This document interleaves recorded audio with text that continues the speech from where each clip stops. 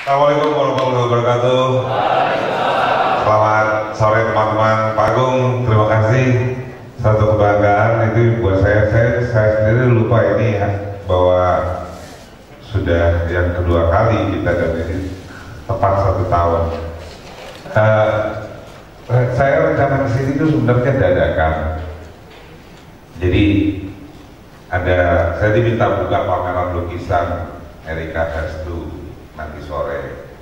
Lalu saya pikir kebetulan lagi ada art job, saya pikir anak saya 4 tahun umurnya dan saya anti membawa anak-anak ke mall gitu, karena itu terlalu gampang ke mall kan. Jadi saya coba memperkenalkan mereka dengan beberapa hal, termasuk seni. Jadi saya bawa mereka ke art job. Dalam perjalanannya saya ingat saya pernah ketemu waktu terakhir ke Jogja itu, saya selalu gangguin Pak Rossi apa Pak Erik sih atau Pak Valentino. Pak ngobrol yuk, gitu biasanya kita ngobrol di dekat airport. Nah itu saya bilang, ini saya kebetulan ada waktu, kalau misalnya teman-teman punya waktu kita ngobrol-ngobrol sharing sesuatu. Beliau, ayo Pak kita jadiin. Ya, kirain dan tanpa saya duga ternyata Pak Jian juga ada gitu kan.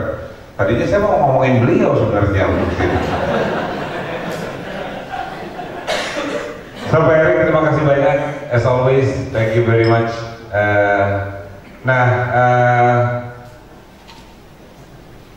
Millennials ini kata yang nggak begitu saya sukai. Karena saya nggak suka dengan segregasi generasi. Setiap generasi itu pasti beda. Waktu Mas Agung, Mas Erik, dan saya ketika kita pertama kali baru kerja, pasti senior kita juga ngeliat, ini siapa sih ini orang? Pasti beda, ya kan?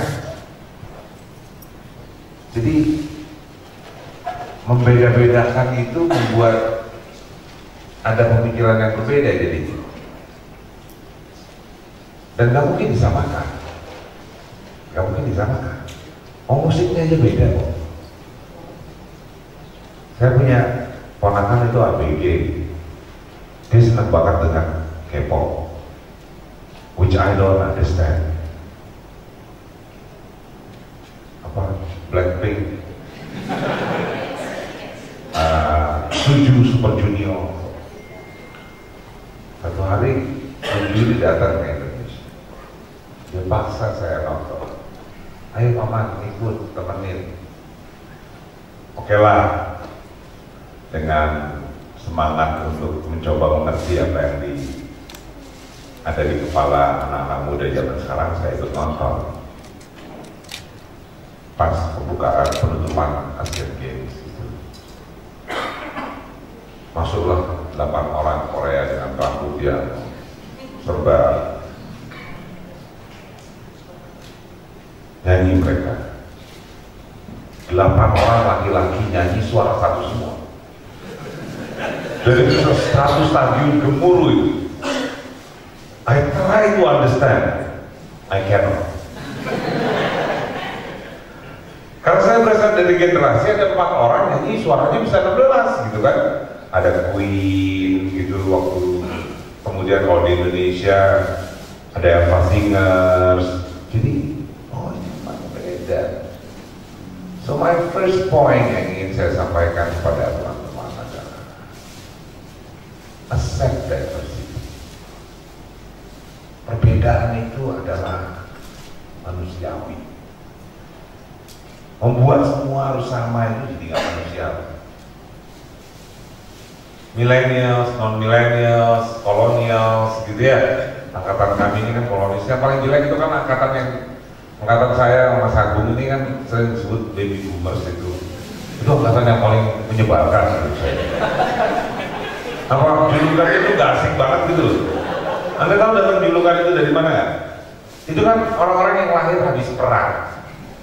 Ya kan, sesudah 45-an gitu, lalu di 50-an rekonsiliasi. Nah, orang-orang yang lahir sesudah itu habis perang itu orang nggak ngapa-ngapain, people got nothing to do. So they make a lot of babies. And those babies are us. Anak-anak yang tidak terlalu diharapkan sebenarnya. But my point is not that. My point kembali adalah, number one, as a young generation, accept diversity. Bahwa orang itu berbeda.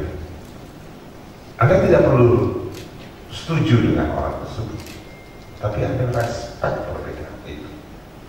Karena kita dilahirkan beda-beda. And that's human. Trying to make it not different is inhuman. Oleh karena itu saya nggak pernah pusing itu ketika ribut pilpres dengan cebong dan kampret itu. Cebong, kampret, orangutan, gajah, makhluk Tuhan semua.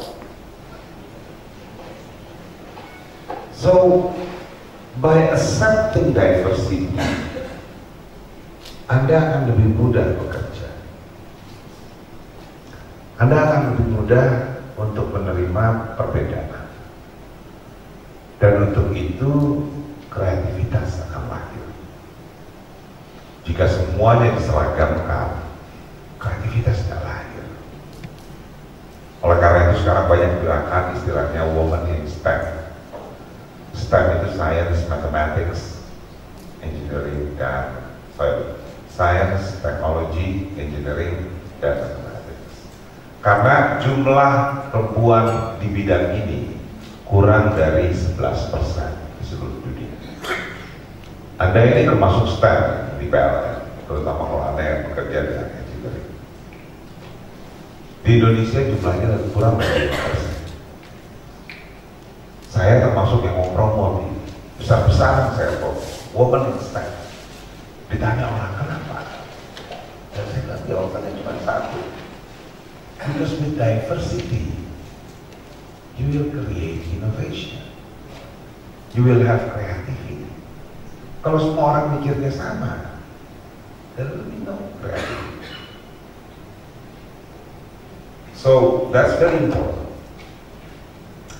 Number two, nanti habis itu kita diskusi ya. Jadi saya hanya menyampaikan poin karena ini ceritanya ngopi bareng millennials dan saya nggak melihat berapa orang yang ngopi di sini.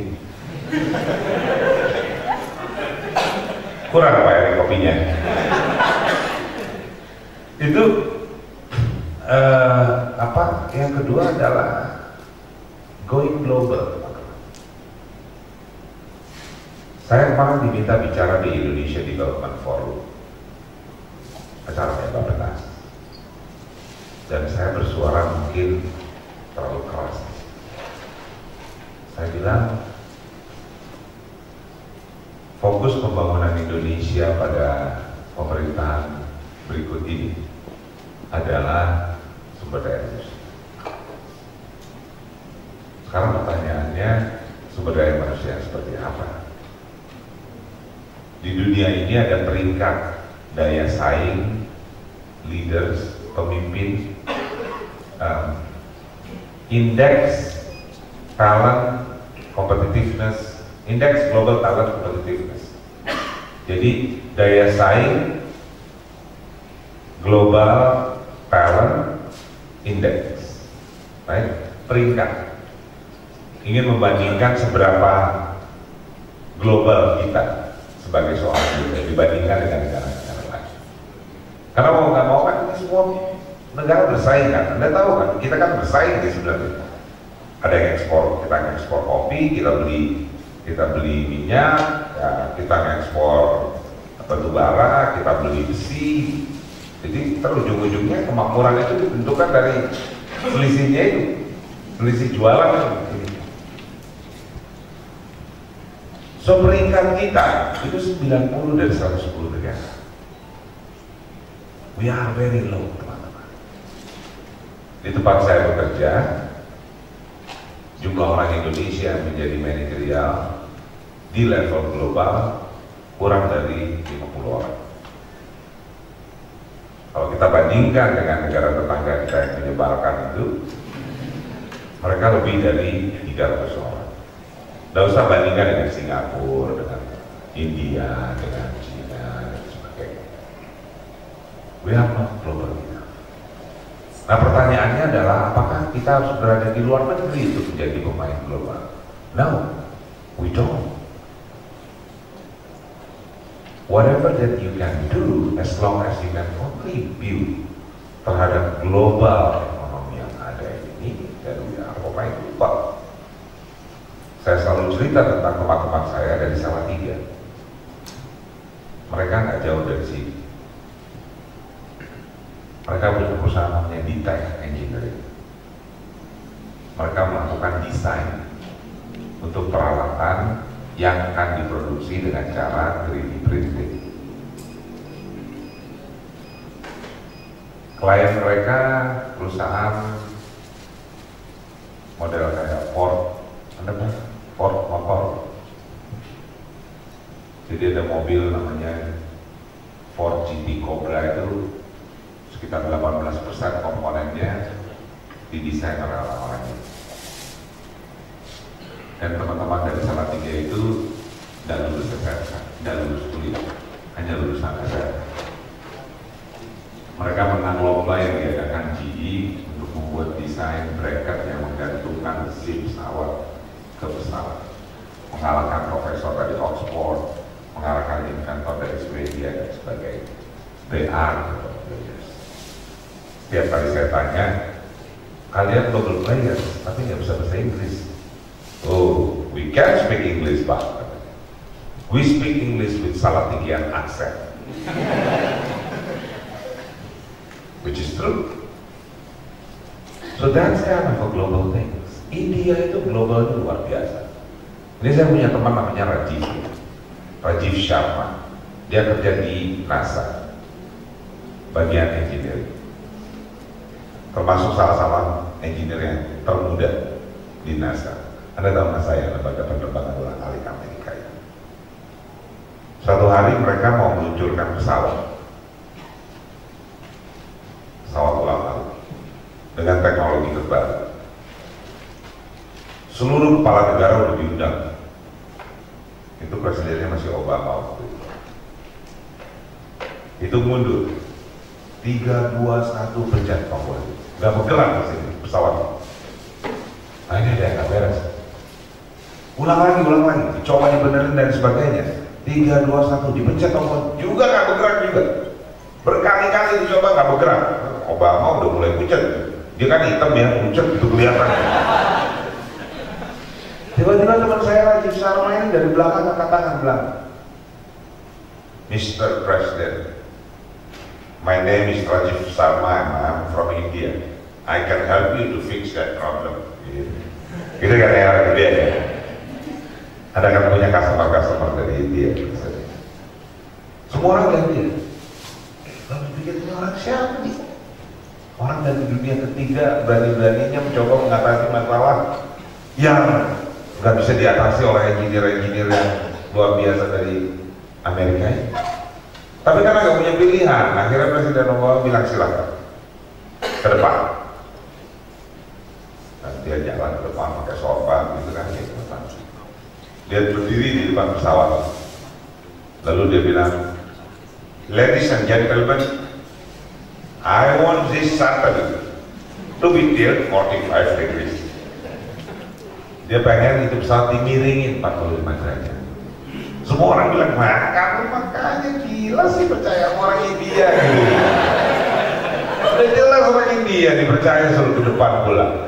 Pesawat segede gitu suruh miringin 45 derajat. Tapi karena dia adalah satu-satunya yang bisa menyelesaikan itu katanya, dan dia punya otoritas, dengan susah payah dimiringkanlah pesawat itu. Belum sampai 10 menit. Lalu dia bilang lagi, now everybody, I want this satellite to be straight again. Disuruh lurusin lagi. Semua orang bilang, benar kan? India men, diikutin lagi. Lalu kemudian dia bilang, now everybody's counting. You count. 3, 2, 1 dipencet tombol. Jalan ternyata. semua tepuk tangan. Gila ini manusia luar biasa, jenius. Mungkin dari planet lain barangkali. Dibikinlah sebuah konferensi pers. Hari itu juga pertanyaan pertama datang dari wartawan CNN. Mr. Rajiv, what is your secret? Kenapa kamu bisa bikin seperti ini? Rajiv, it is very easy. In India, we have motorcycle, we have bajai. If it doesn't work, we just kill it 45 degrees and straight it again.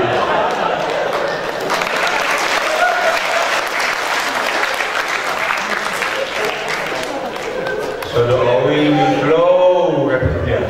Whether it is cycle or bajai, it is the same.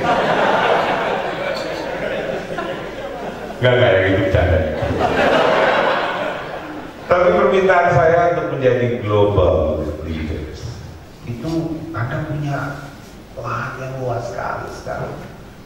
Zaman saya dulu itu untuk keluar, melihat, mencari informasi keluar itu setengah mati. Surat menyurat, luar negeri itu susah setengah mati, hampir nggak ada dalam list kita gitu, mau keluar negeri itu nggak. Now you can go with, any cheap airline, Airbnb, Anda bisa, you go wherever you can go, right? Dan anak muda itu pasti pengen banget pergi ke tempat-tempat yang di luar yang daerah Anda, karena bisa masuk Instagram. Nah, being a global players menuntut kemampuan global mindset. Artinya pikiran Anda harus diluaskan. Gak cukup cuma di Indonesia, gak cukup cuma PLN. No, I'm seriously saying, probably not the one that Pak Agung ataupun Pak Erik di sini ingin dengarkan. But I will be very proud jika salah satu dari kalian atau beberapa dari kalian nanti tidak di PLN lagi, but you are working somewhere outside there as an engineer, as whatever you are, as a global player, in a multinational company, in a bigger place. Then you can come back again later on. But have the dream to become global. Bacalah bacaan yang membawa global. Yang receh itu jangan Anda baca. Kalau nggak ada yang baca, nggak ada yang nulis. Kenapa ada orang baca masalah ikan asin? Karena ada yang baca. If you don't baca, nobody baca. The more saya melihat berita-berita yang ada di Indonesia, berita umum itu, the more saya merasa the quality bangsa ini benar-benar direndahkan oleh sebagian orang. Orang-orang yang ingin membuat Anda waktunya habis untuk membaca karya. You don't need to read. Dan gak rugi juga. Nggak ada ruginya Anda misalnya nggak tahu, misalnya Anda nggak tahu Syahrini itu kawin dengan siapa, nggak rugi ya. Wah, di media sosial Anda bisa mendapatkan berbagai informasi yang ada. Ada site namanya Boston Dynamics, itu cerita tentang robot macam-macam. Ada site namanya Popular Mechanics, ada site namanya National Geographic.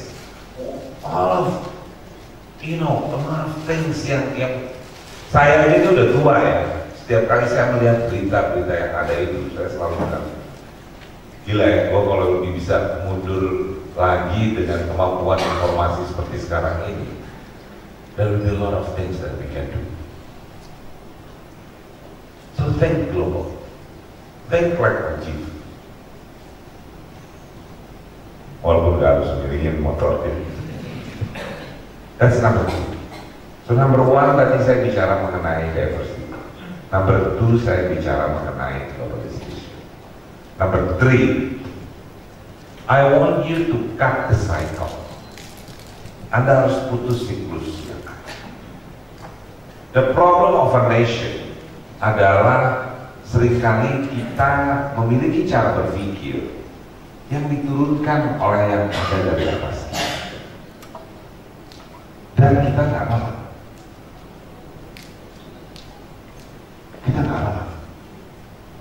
Do you know, di Singapura itu anak kecil Anda suruh buang sampah gitu. Tolong buang sampah gitu, dia nggak bisa buang sampah di jalan. Dia cari tempat sampah, dia akan buang di tempat sampah. Ada siklus yang sudah dipotong oleh seseorang yang namanya Lee Kuan Yew. Ketika Lee Kuan Yew memulai untuk membuat Singapura, dia tahu betul bahwa orang yang ada di Singapura itu masyarakatnya adalah para Cina pendatang, Malay, orang-orang Melayu yang kalah, dan orang-orang India yang terusir. So these three races susah benar diatur.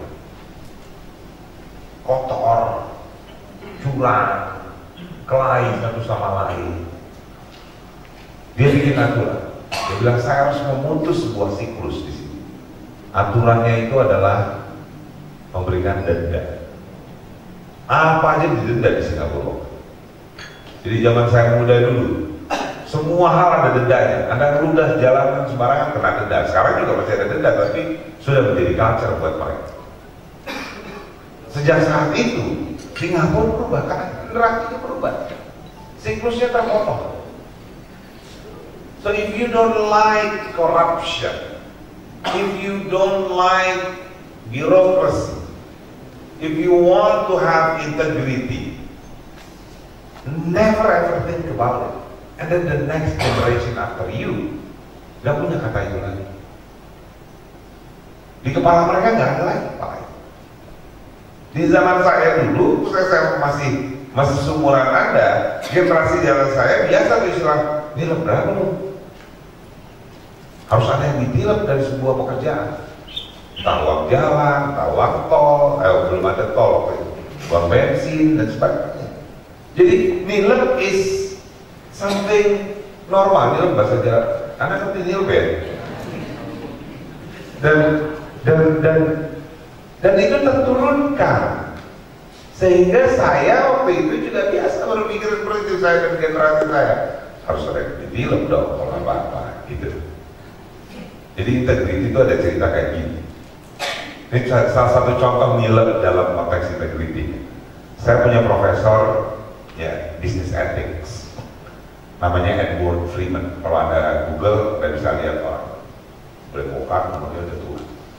Profesor business ethics terkenal di dunia dari Virginia University.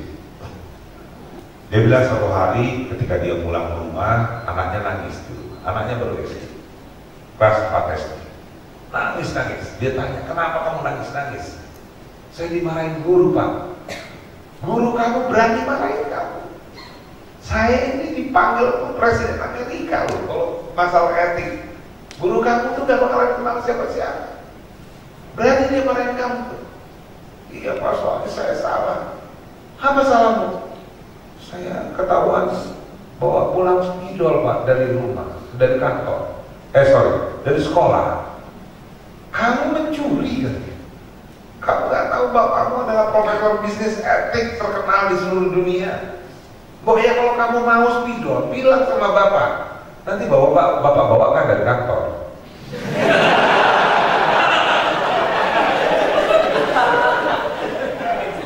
It's a mindset, right? Integrity, teman-teman, is very simple. Do the right things, ya kan? Do the right things. Gak punya niat jelek. Anda gak punya niat untuk ngambil milik orang lain, itu kan do the right things tuh. Right? Anda gak punya niat buat ngikut orang lain sehingga orang lain jatuh. Itu do the right things. Naturally dikasih oleh Allah ke kita. Kalau Anda lakukan itu, Anda aman ya Pak. Yang kedua, do the things right. Nah ini ada ribet karena ada peraturan. Anda harus ngerti peraturannya. Kadang-kadang Anda nggak ngerti peraturannya, Anda kejeblos. Apalagi Anda di BUMN ini, menurut saya pekerjaan Anda berat sekali. Karena kesalahan keputusan manajerial bisa dijadikan sebuah tindak pidana. So do the right things right. Itu dia. Do the right things sama do the things right. Kalau Anda gabungkan, do the right things right. Itu terus yang saya pegang. Saya nggak pernah punya niat jelek, dan saya berusaha tahu aturan. Bagaimana caranya aturan ini berlaku. Jangan sampai terlanggar aturan itu. Dan saya kritik. Anda tidak suka birokrasi. Jangan pernah birokrasi. Jangan pernah berbirokrasi kepada orang-orang sepeers Anda dan kepada tim Anda nantinya. Pak, kalau kami ke atas sekarang sistemnya masih begini, oh udah nggak usah dipikirin. Itu perang yang nggak perlu Anda pikirkan. Ya sudah, Anda ikuti saja kalau ke atas. Ke bawah, ketika Anda jadi leader, ketika ada orang report kepada Anda dan sebagainya, kata birokrasi. Orang yang kenalan birokrasi. Zaman saya kerja dulu, yang namanya presiden direktur itu adalah kantornya di corner office. Kita bilang corner office. Kantornya di pojok, gedenya setengah mati. Untuk ketemu orang itu, 8 meja harus dilalui. Sekretaris ini, baru nyampe. Di zaman sekarang, kalau Anda melakukan hal tersebut untuk bisnis yang berkompetisi seperti kami, mati sudah. Karena informasi bergulir dengan cepat sekali dan orang melakukan keputusan dengan cepat sekali. So birokrasi itu hanya bisa dikalahkan oleh satu hal, keinginan Anda mengubahnya. Ketika Anda ingin mempertahankannya, maka the next generation will do the same thing. You cannot solve the current problem with the same way of thinking ketika problem itu belum ada. You can't. Saya berikan gambaran pekerjaan dan bisnis yang saya hadapi sekarang. Anda tidak menghadapi ini karena Anda adalah BUMN, Anda mengelola sendiri, mostly terhadap semua aktivitas yang Anda lakukan. You don't have competitors, right? For us, the world is totally different.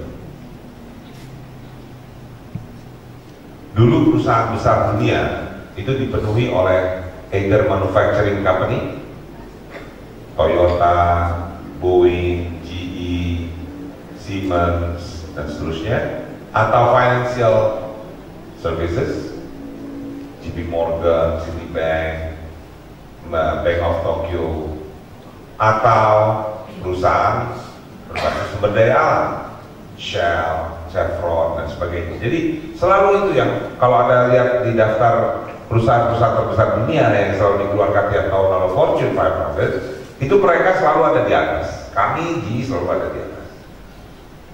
Dalam 3-4 tahun terakhir ini udah nggak ada. Citibank itu ranking 100-an, GE ya itu masih 50-an. Itu pun udah alhamdulillah. Siapa yang di atas sekarang? The biggest company on earth, the number one big company in the world. Anda yang tahu? Apple. Dodolan handphone bisa jadi nomor 1. Jualan handphone, Apple itu. Dan mereka itu nomor 1-nya dihitung dari market kapitalisasi. Jumlah harga saham yang beredar dikalikan dengan harga saham. Hampir $1 triliun market kapitalisasi. Apple. Perusahaan tadinya bikin komputer. Yang paling laku itu sekarang mereka jual handphone. Mereka nggak jual handphone sebenarnya, mereka jual engagement, keterkaitan. Anda beli handphone, terus Anda pengen, kayaknya perlu iPad. Udah ada handphone, pakai iPad kan? Oh iPad-nya kegedean, beli yang mini, punya lagi yang mini. Oh Pak, ini kita sering conference call, jadi perlu apa ini namanya earphone kan? Padahal dapat earphone kan kalau beli handphone. Tapi ini ada Pak yang wireless Pak, beli lagi. Udah gitu tetap susah kalau ditelepon.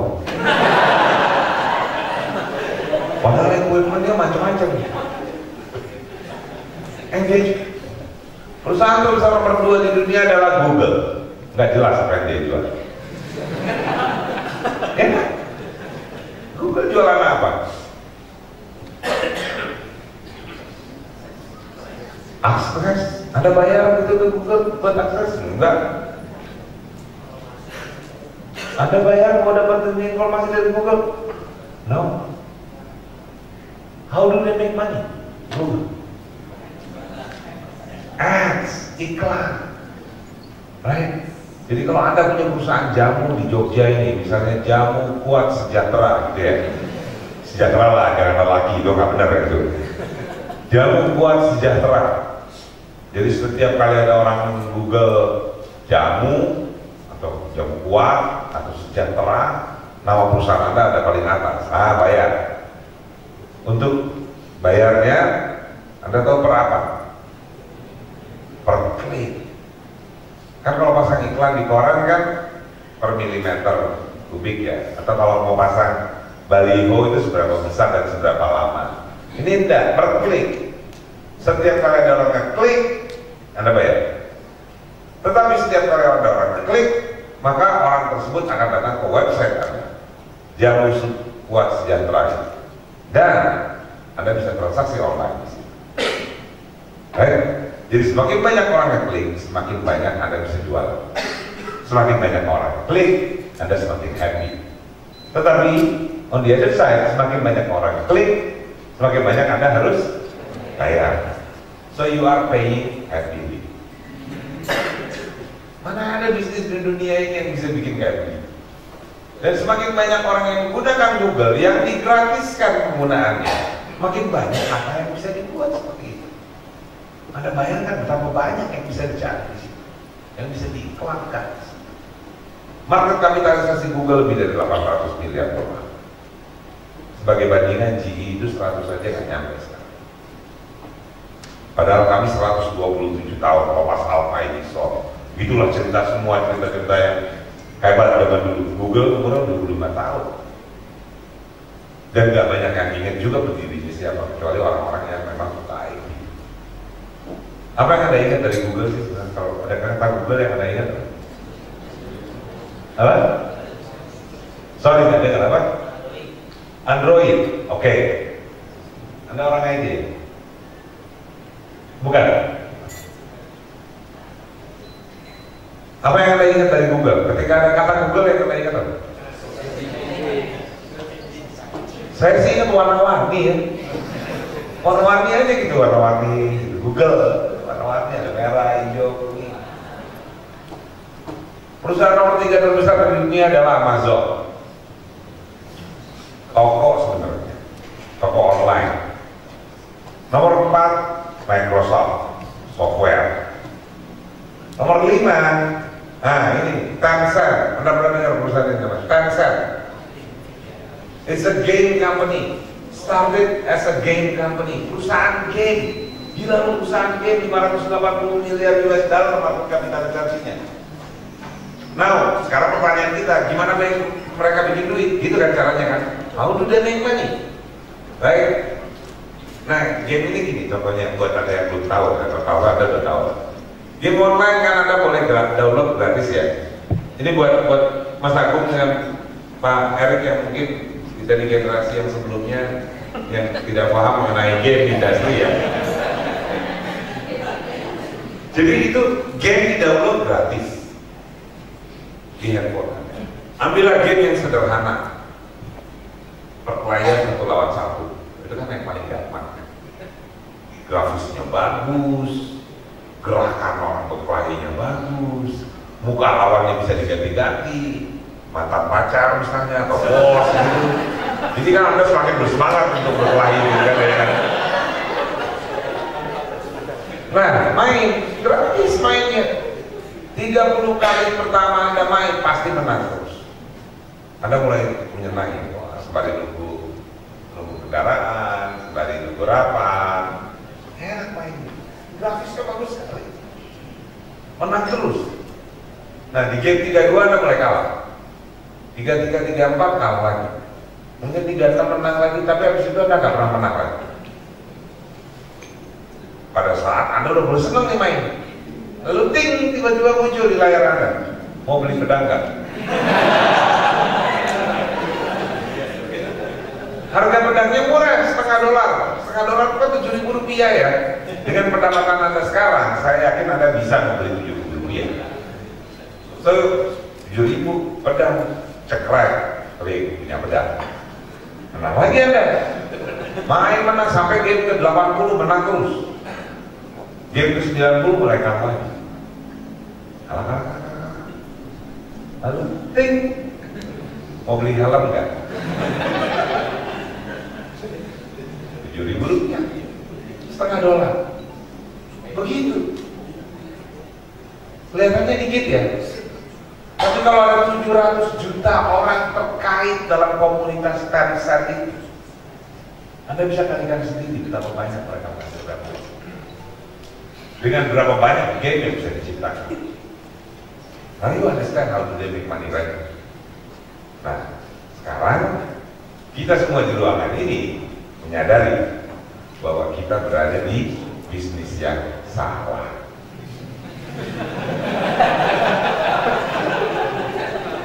We were on the wrong business. I just want to show you the change yang terjadi. So if mentality tidak berubah, ke depannya itu ada robotik, ada 3D printer, kemudian ada electric vehicle, kemudian ada pembangkit listrik yang battery, right? Energy storage. Kita nggak bicara lagi mengenai base load picker dan sebagainya. It's so fast. Kalau cara kita bergerak ke depan tetap sama slownya seperti sekarang, we will always left behind, tinggalan terus teman-teman. So you have to cut the cycle supaya yang ke depannya akan berbeda. Cut the cycle ini berhubungan dengan pesan saya nomor 4, which is tadi sudah disampaikan oleh Pak Agung dengan cara beliau. Anda semua leaders, you will become leaders, bigger leaders. Ingatlah bahwa at the end of the day, the job of a leader is to create another leaders. Oleh karena itu, Anda harus cut the cycle. Kalau tidak, Anda menghasilkan generasi yang salah. Saya pernah diundang Perhimpunan Pelajar Indonesia di luar negeri untuk bicara. Ketika saya mau bicara, mereka kongresnya diundur 1 jam karena palu untuk bentuknya itu hilang. Serius, saya marah setengah mati. Saya bilang, kalian ini adalah the future. You are the future of Indonesia. But Anda, you act like my grandfather's grandfather. Kakeknya kakek saya juga model begitu. So, jika Anda masih mengikuti pola yang lama, you will never move fast, and we will never become a big economy. Saya challenge terus itu. Saya setiap kali punya kesempatan ketemu dengan Pak Presiden ataupun menteri yang lain dalam pembicaraan mengenai demographic bonus, saya selalu berdebat berbeda. Saya bilang, Bapak, Ibu, demographic bonus yang kita banggakan ini 55 juta tenaga kerja pada 2025 ini means nothing if it is no skill. Gak banyak dampaknya buat kita, teman-teman. Saya orang yang percaya bahwa kemajuan teknologi pada akhirnya akan menghasilkan lebih banyak pekerjaan dibanding dengan pekerjaan yang hilang. Setiap revolusi teknologi selalu terjadi begitu. Pasti terjadi pekerjaan yang hilang. Ya kan? Ketika revolusi industri pertama muncul, maka yang biasanya dikerjakan secara manual oleh orang yang mendorong roda dan sebagainya tergantikan oleh mesin. Kemudian sekarang, ketika muncul revolusi digital ini, pekerjaan yang bersifat repetitif, yang mengulang gitu, itu akan banyak hilang. Akuntansi itu kalau tidak berubah bentuknya, itu hilang itu nanti. Karena lebih gampang dikerjakan oleh robot atau mesin. Tetapi jumlah pekerjaan yang muncul karena revolusi teknologi tadi jauh lebih banyak juga. Di Indonesia sebagai contoh, munculnya digital itu, muncullah pengemudi ojek. No skill tadi.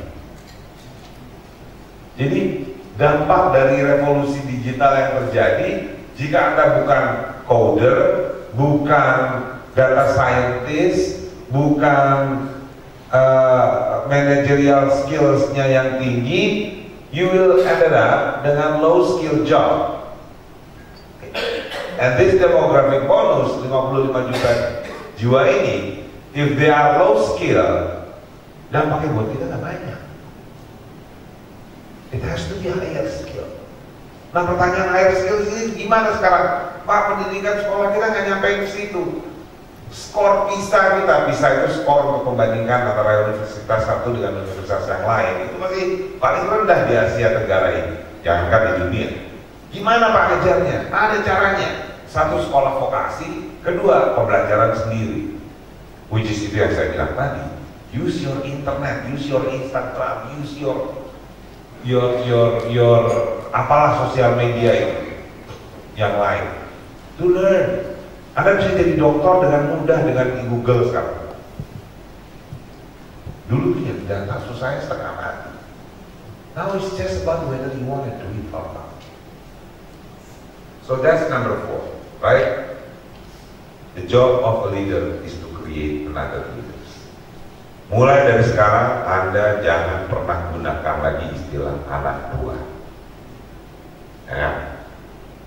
Kalau yang di atas masih pakai, sudahlah. Tapi Anda ke bawah, jangan. Bahasa Inggrisnya aja tidak ada anak buah. Masa fruit child kan enggak ada.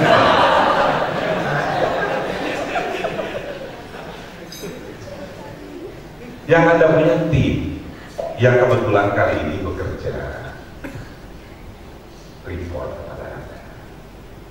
Next time bisa dia report pada mereka. Dan saya habiskan 6 tahun untuk mengerjakan disertasi saya, hanya untuk membuktikan bahwa good leader dengan bad followers akan menjadi bad leaders. Good leaders, jika dia dikelilingi oleh bad followers, anak buah dalam tanda kutip yang bad itu. Dan kalau Anda tanya kepada saya, bad followers itu seperti apa Pak? Oh, bad followers adalah orang yang bilang iya terus, hanya memberikan berita baik, nggak berani memberikan input, nggak punya ide, kalau nggak disuruh nggak jalani. That's bad followers. Bahaya tuh yang kayak begitu tuh. Semakin banyak orang di sekeliling Anda yang seperti itu, semakin dangerous Anda sebagai seorang leader. Dan ini terbukti di mana-mana, di politik, di sebagainya. Anda bisa lihat, a lot of good leaders, they are fail not because of them, but because of the followers yang ada di sekeliling mereka. Good leaders with good followers akan menjadi better leaders. And that's why tadi the job of a leader is to create another leaders.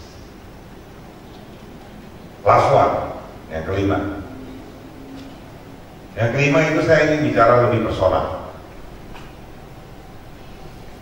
Yang saya tulis di Instagram saya berkali-kali mengenai hal ini, dan saya ingin sampaikan karena menurut saya ini pengalaman perjalanan hidup saya. Jadi saya pernah ditanya oleh mahasiswa mengenai, Pak, Bapak duduk di kursi roda udah 32 tahun. Iya. Gimana caranya Pak kalau bisa jalanin hidup dengan seperti ini? How do you live with a wheelchair for 32 years? 32 tahun saya di atas kursi roda ini.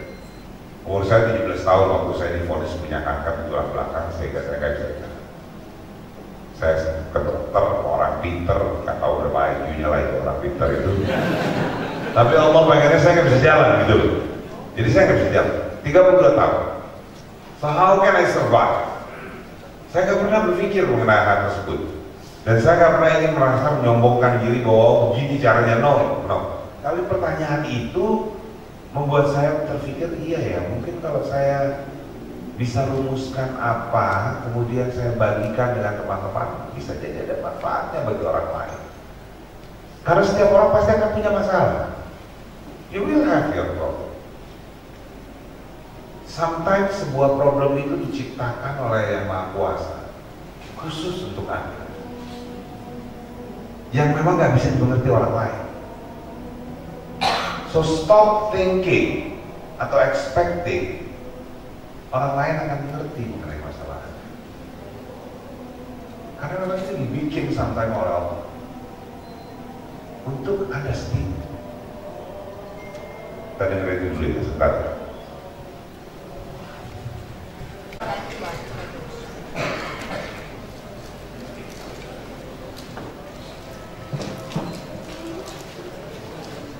Oke, jadi saya ditanya oleh mahasiswa mengenai hal tersebut.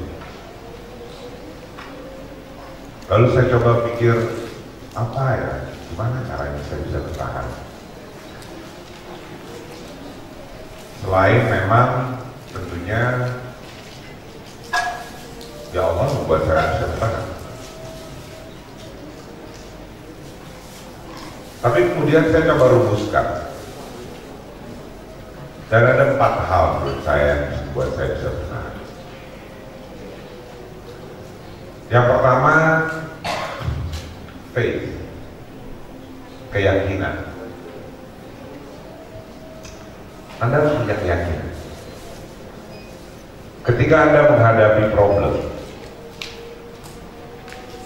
jika Anda memiliki keyakinan, itu akan jauh lebih menguntungkan dibanding dengan Anda lepas. Keyakinan saya pada saat itu adalah apapun agama Anda, silakan mencarinya sendiri. Tapi saya sebagai seorang Muslim waktu itu berpikir bahwa apapun yang terjadi pada saya, ini adalah yang terbaik yang diberikan oleh Allah. I know ini hal yang lebih gampang diucapkan dibandingkan yang dijalankan. Paham betul, karena saya ada di situ juga. Tetapi ketika Anda berada di tengah-tengah semua masalah yang ada, Anda menggapai-gapai itu. Dan ketika Anda punya keyakinan itu, ada yang bisa dipegang dibanding dengan dia. Karena saya pernah berada pada posisi saya marah pada Tuhan, saya nggak mau tahu. Nggak ada deh Tuhan, dia nggak bantuin saya berada pada posisi seperti ini sekarang. Nggak ada pegangan yang saya. So you have to have the faith, keyakinan bahwa apa yang diberikan saat ini adalah yang terbaik. Belum berasa sekarang itu bahwa itu yang terbaik. Next, Anda akan rasakan. Kalau Anda tanya sekarang kepada saya terhadap masalah kanker itu, saya bisa katakan bahwa kanker itu telah memberikan saya lebih banyak dari apa yang diambil dari saya. Faith, keyakinan. You will get better. This is the best. That's number 1. Number 2, fight. Anda harus melawan. Gak bisa dengan doa saja, tak bisa. Sama kalau dalam manajemen, setiap kali saya tanya tim saya waktu itu, gimana cara kita meningkatkan penjualan? Gini Pak, sekarang kan ekonomi memang sedang sulit Pak, jadi kita harap nanti ekonomi akan membaik, kita akan tingkatkan penjualan. Harapan itu is not a strategy. Hope is not strategy. Hope, doa itu keharusan. Strategi itu 1, lakukan ini, 2 ini, 3 ini, 4 ini, dan strategi. Kalau Anda nggak punya itu, Anda nggak punya strategi. So, Anda harus melawan. Gimana ngelawannya? Terserah Anda. Kalau dalam contoh saya, pertama kali saya mau kuliah, saya kena kanker kelas 2 ya, kelas 3 SMA. Sehingga saya cuti setahun. Kemudian hari pertama saya masuk ke kampus, S1 saya di IPB di Bogor. Ada yang dari itu? Gak ada, padahal kita institut fleksibel banget. Hari pertama saya nyampe di kampus, yang saya hadapi adalah papan pengumuman yang mengatakan pertemuan mahasiswa di lantai 4, tangga 8 stand. Ini gimana? Saya diantar almarhum ayah saya waktu itu, dan saya sudah siap untuk balik badan pulang.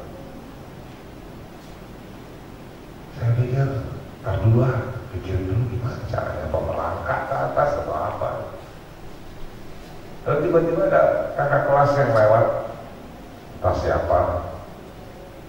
Kamu mau naik? Iya bang. Bisa? Enggak bang. Ya udah pegang deh pundak saya.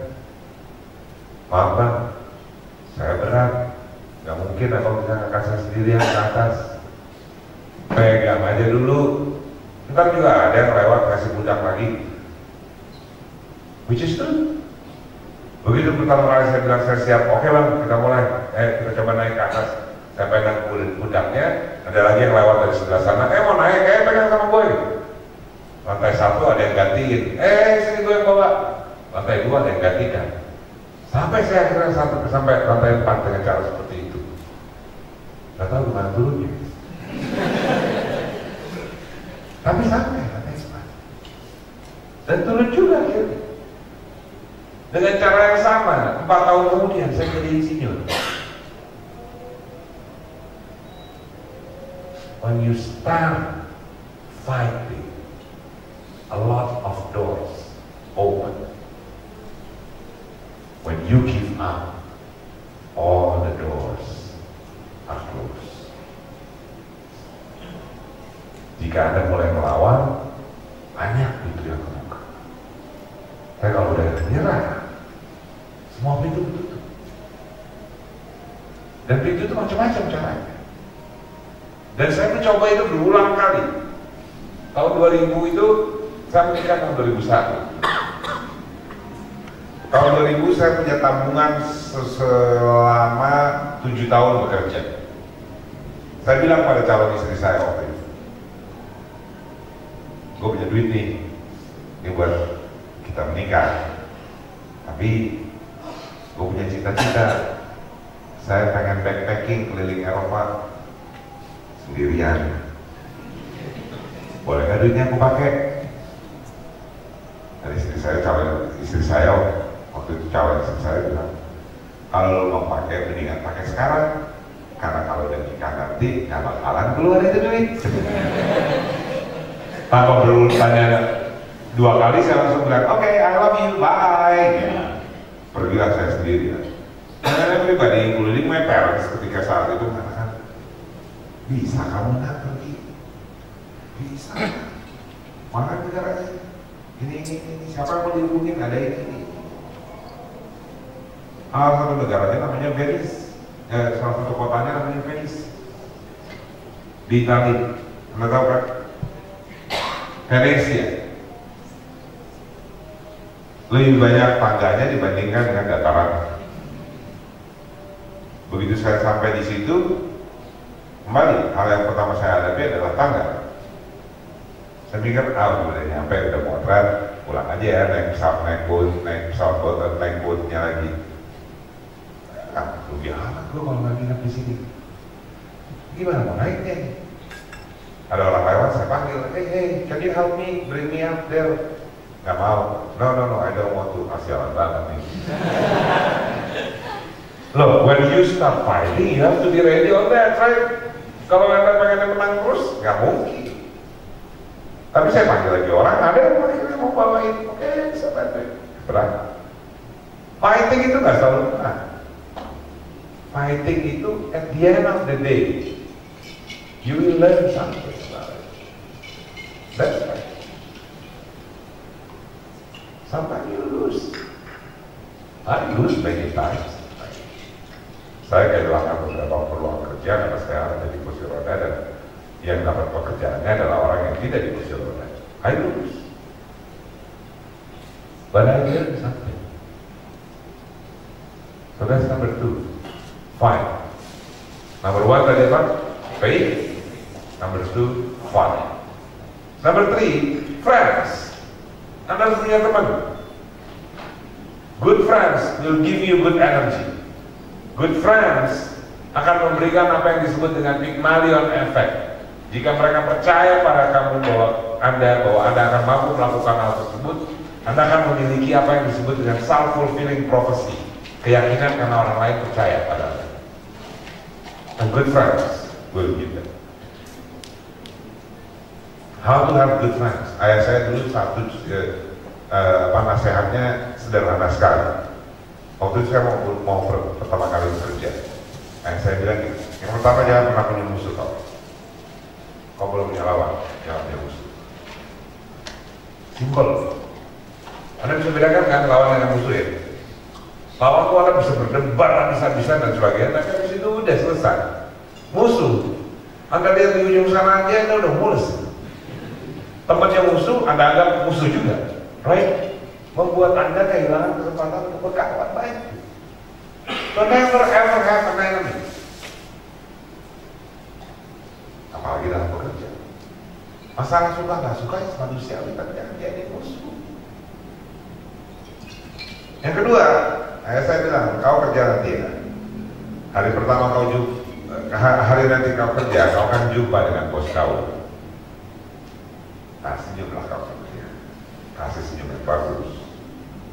Tapi kasih senyum yang sama bagusnya itu ke office boy kau nanti.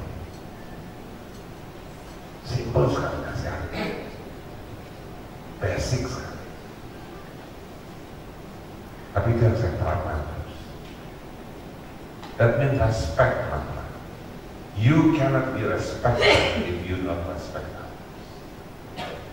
Jangan beda-bedakan orang. Then you will be safe. You will be okay. You will have friends. Dan teman yang baik itu tidak seperti cinta, nggak perlu ada cemburu. Teman yang baik itu, when you are happy together, and you are in trouble, you are in sadness together. That's friends. Saya beruntung dalam 32 tahun perjalanan saya punya banyak sekali teman. 4 bulan yang lalu kaki saya patah. Udah nggak jalan patah. Nggak masuk akal banget kan? Tapi yang itulah Allah bermain-main dengan saya selalu dengan hal yang mencoba to the limits.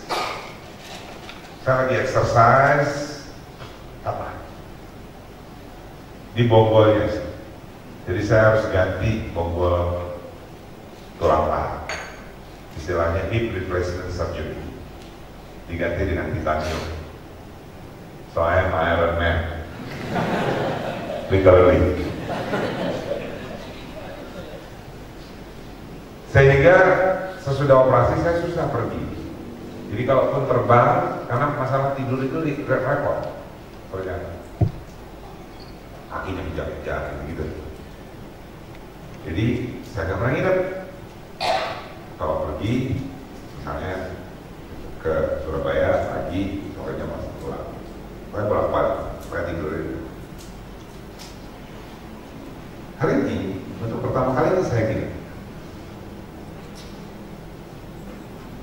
Karena sahabat saya bilang, gue tuh baca pergi. Saya bawa anak-anak, bawa istri dulu. I'll be around. Kalau lo nggak bisa tidur, tablet dulu. Kiranya nggak bisa tidur semalam, tapi nggak main tablet. But good friends, giving you a power to do a lot of things. So have a good friends. Last one. Tadi faith, fight, friends, have fun. Have fun, have fun. Hidup jangan dibikin serius-serius amat. Ya kan? dibikin batasan, lu cebong, lu kampret gitu ya. Aduh itu susah banget hidup kayak gitu. You know, enjoy the life. Punyalah grup apa kayak misalnya apa mengumpulkan perangko, oh udah gak ada itu ya. Filateli itu udah gak ada. Anda masih kenal gak sih filateli? Pernah dengar gak? Gak pernah dengar. Ada sih pernah lah pastinya lah.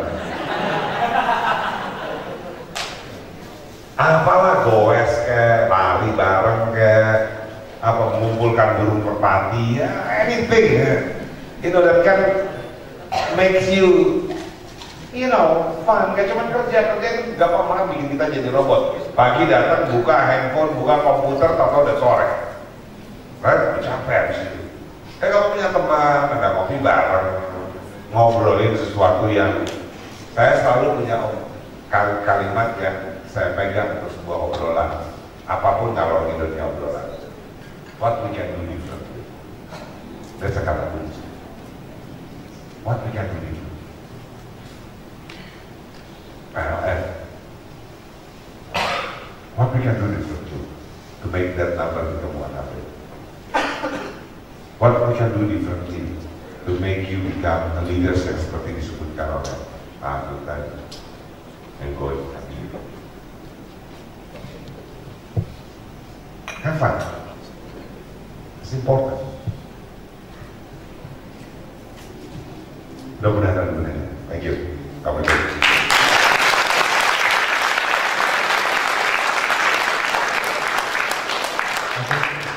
Pak Andri, berhubung saya memiliki akses ke mikrofon, jadi saya mau privilege untuk pertanyaan pertama, boleh Pak? Alhamdulillah.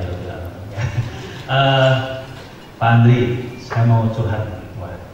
Jadi begini, hal menarik yang saya tangkap dari sharing Pak Andri tadi adalah top perusahaan tadi, Google, kemudian Apple, they have privilege yang kemungkinan saya utarakan kami tidak ada di sini di PLN.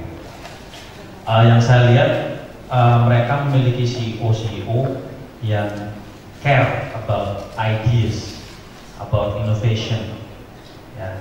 Bahkan di GE di tempat Bapak. Jadi kita kalau di PLN itu kan public sector ya Pak. Ya. So my question is, ketika kami memiliki inovasi itu kadang berhenti di suatu tempat, kadang tidak berlanjut, dan itu buat demotivate us. What would you do if you were us? Right. Continue to have innovation. That's it. Innovation ideas itu ada di sini, teman-teman. The time you stop, karena you can choose your boss, right? Sometimes you have a good boss, sometimes you have a bad boss. Kalau Anda terus pergi setiap kali punya bad boss, mau berapa kali pindah Anda? Dan gak ada jaminan juga Anda akan dapat good boss ketika Anda pindah, right? So if you have good boss, you are lucky. Anda boleh duduk masih silakan. Good boss, everything is good. Semangat kerja, motivated dan sebagainya. Boom, suddenly Anda punya bad boss. Bad boss itu salah Anda hancur, right? Benar hancur juga. It's like pain in the eyes, right? Nah, tapi don't give up with it, teman-teman. Rumuskan saya begini dalam bekerja. Believe that you are a diamond. Because if you are a diamond, you will sparkle. Percayalah bahwa Anda itu adalah berlian. Dan Anda harus bekerja benar-benar untuk menjadi berlian. You have to be the best at what you are doing now. At least on what you are doing. Jadi kalau misalnya Anda kerjaan apa? Oh, saya akuntan. So you need to know A to Z about akuntan. Itu dalam kerja konteks. And you are the best accountant for that place. Untuk itu Anda akan menjadi berlian. Ketika Anda menjadi berlian, Anda bersinar. Kalau bos Anda jelek, yang lain pasti lihat. Ini rahasianya gini ya. Semakin tinggi karir Anda, itu ditentukan bukan oleh seorang paling atas, oleh bos Anda. Ditentukan oleh peers Anda, oleh orang-orang sekitar Anda. Walaupun ada orang yang suka gitu ya, oh saya suka benar orang ini suruh diangkat jadi ini dan ini. Tapi kalau teman-teman yang lain mengatakan, oh dia gak bagus, dia gak cukup bagus, peluang hilang pekerjaannya gede banget. Dan saya yakin even di BUMN begitu. Walaupun mungkin ada anomali. So, don't stop. Yes, I understand. Anda berada di tempat yang tidak mudah, yang tidak seperti Apple, tidak seperti Google, dan tidak seperti yang lainnya. Tetapi ada sebuah perusahaan namanya PT Kereta Api Indonesia, which is di zaman saya muda itu hancur banget perusahaan itu. Lalu muncullah seseorang namanya Ignatius Jonan, and they can make perusahaan yang sedemikian banyak regulasinya menjadi apa yang Anda lihat sekarang. Begitu juga dengan beberapa BUMN lain. So there is a way. Don't stop. If you stop thinking about the new ideas, atau ngambek karena ide Anda nggak didengarkan, nggak tersampaikan dan sebagainya, you kill yourself to become diamond. Never stop. Having that ideas. Dua pertanyaan yang Anda nggak boleh hilangkan. Why not? Why not? Dan itu akan melatih Anda kan. Dimanapun Anda bekerja, itu yang dibutuhkan. Kesalahan saya dulu adalah kami adalah pendidik. Kami adalah produk-produk lulusan sekolah atau produk-produk multiple choice. Dengan pilihan berganda. Kalian nggak punya nih barangkali. Anda masih pakai pilihan berganda kalau ke sekolah dulu? Oh itu hancur banget ya. BS itu dianjur lagi, BS benar salah itu. Bikin bodoh itu menurut saya. Nah, jadi kita nggak terbiasa bertanya terhadap sesuatu. Padahal kalau Anda bertanya, itu pintunya banyak yang kebuka untuk sebuah proses inovasi.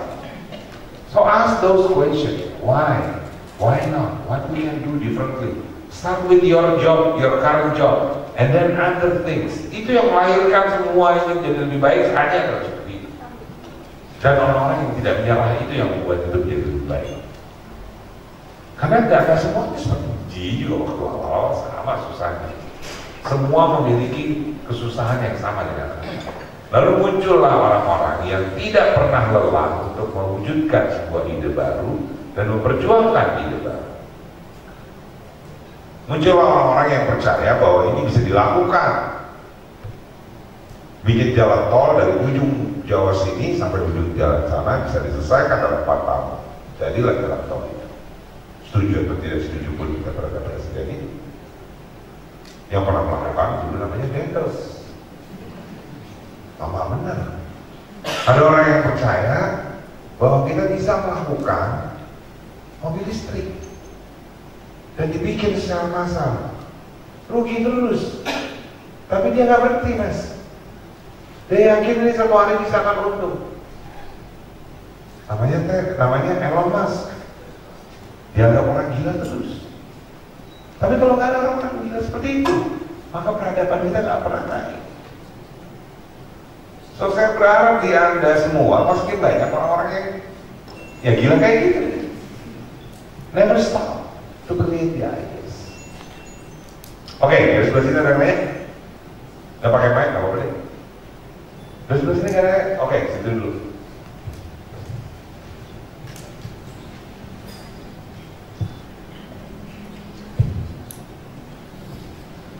Terima kasih kesempatannya Pak Andri Satyogo, terima kasih. Sekali lagi saya tertarik mengenai yang Bapak sampaikan tentang global mindset.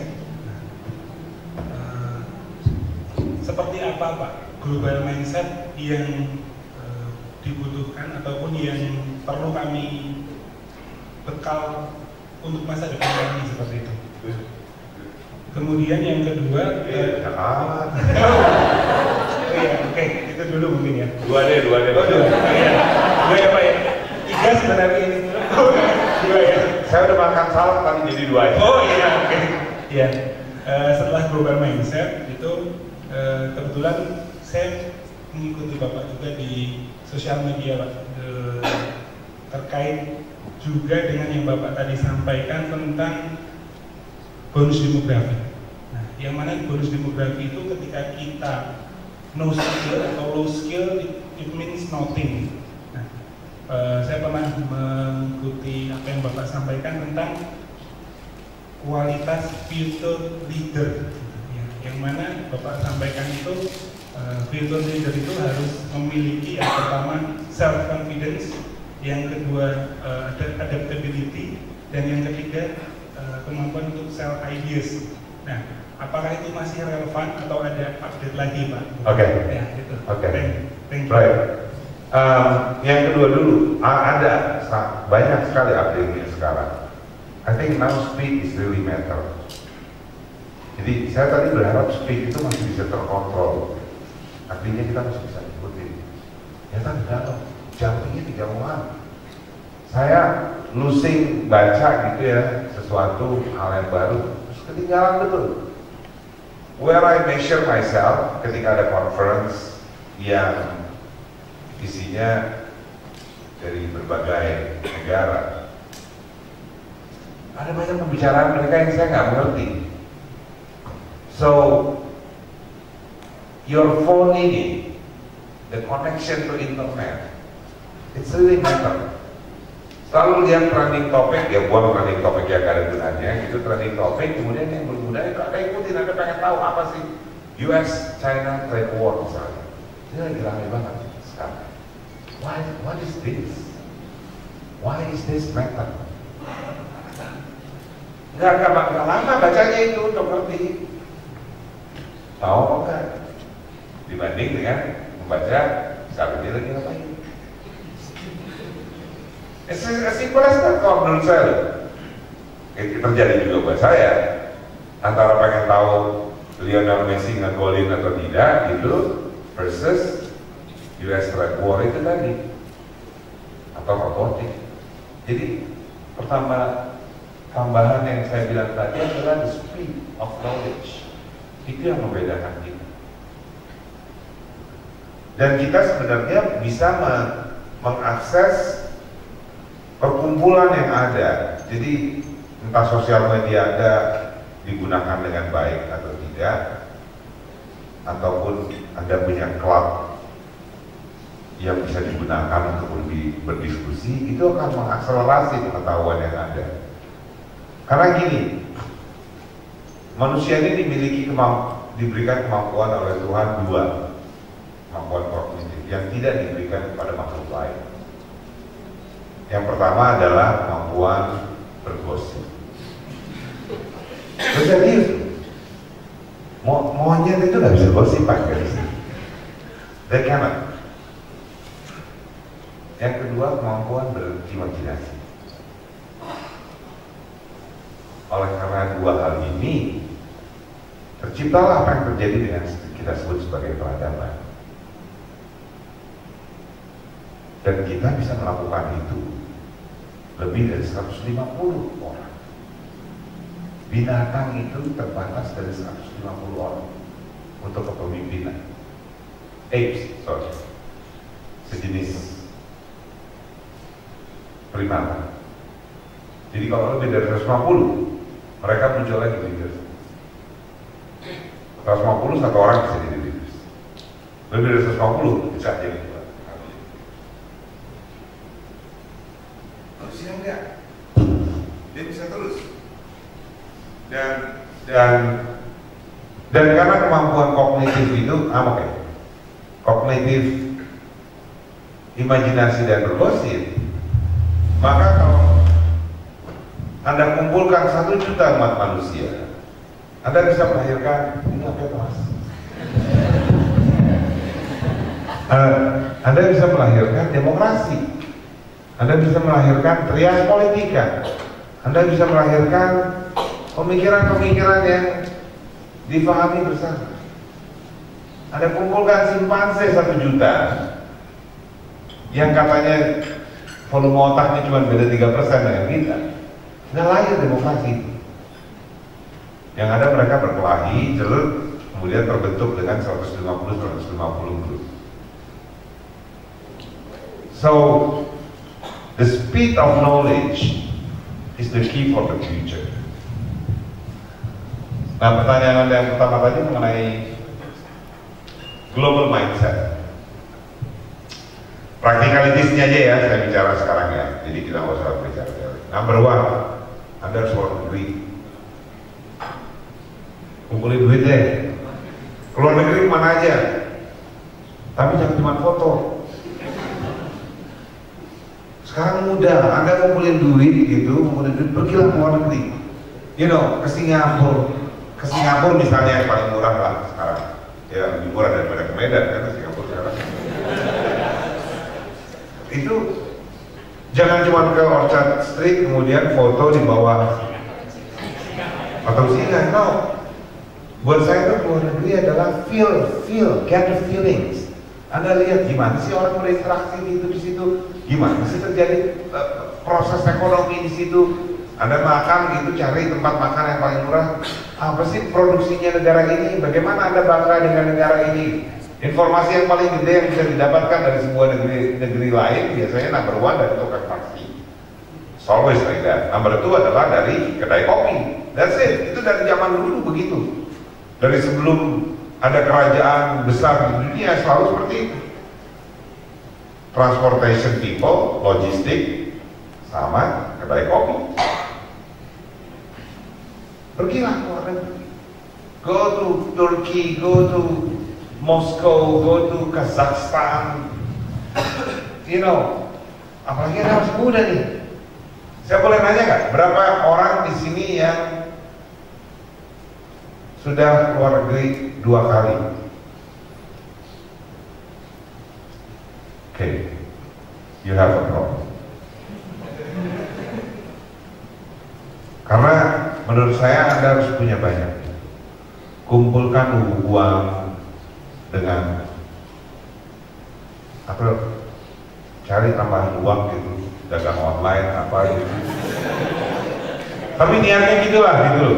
Saya tuh dulu gini, saya kenapa saya perlu cerita, karena waktu saya pertama kali nggak bisa jalan, itu sebelumnya kan saya pengen banget keluar negeri. Saya berasal dari keluarga yang sangat sederhana.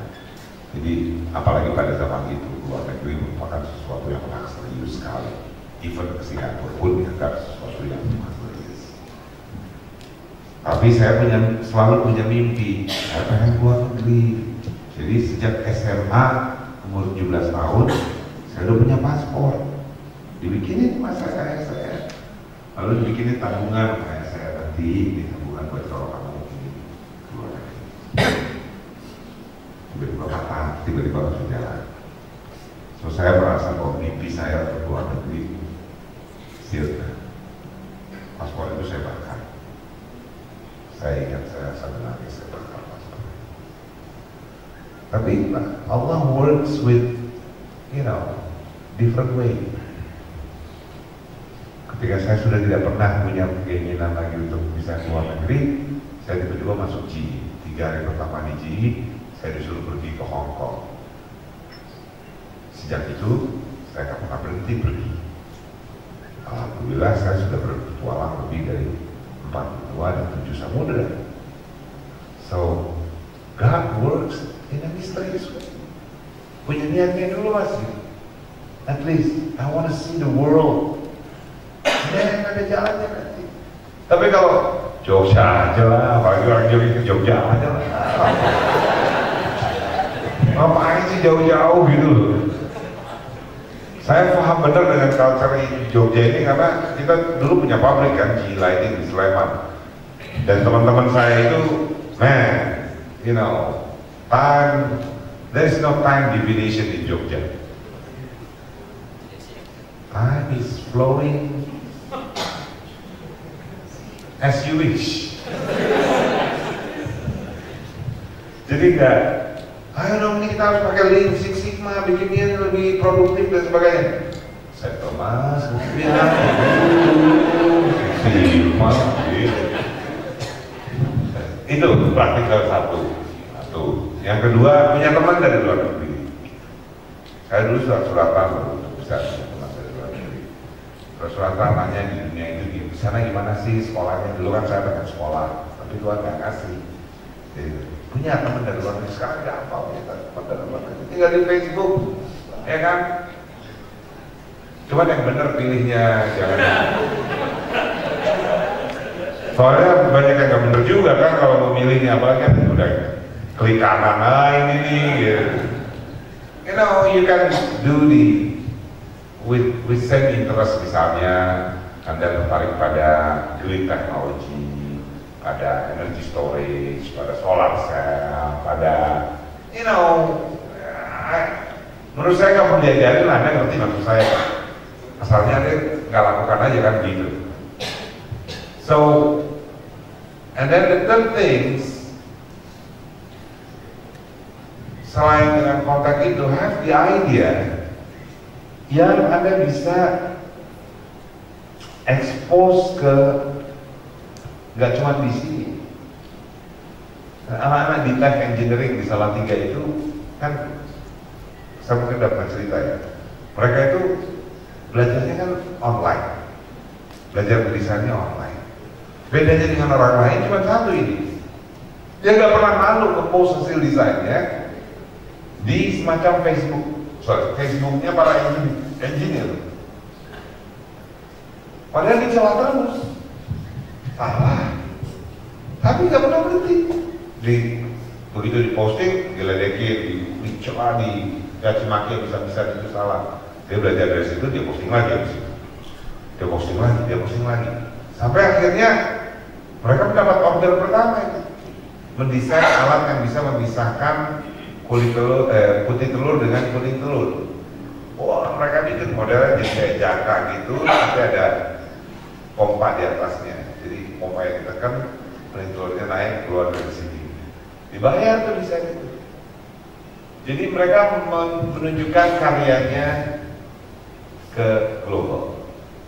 Jika Anda punya blog, vlog, whatever, try to do in English supaya bisa pergi ke global, bisa ada yang baca dari luar. Nggak semua orang bisa jadi kayak Atta Halilintar, sudah lah. So, nggak usah dijadikan panutannya kalau pengen jadi global players. Jadi bakal duitnya banyak menjadi Atta Halilintar. Kalau buat saya sih seperti itu. Ketiga, bacalah lebih banyak hal yang bersifat, you know, the global issues. Read about global issues. And then Anda akan memulai prosesnya untuk itu.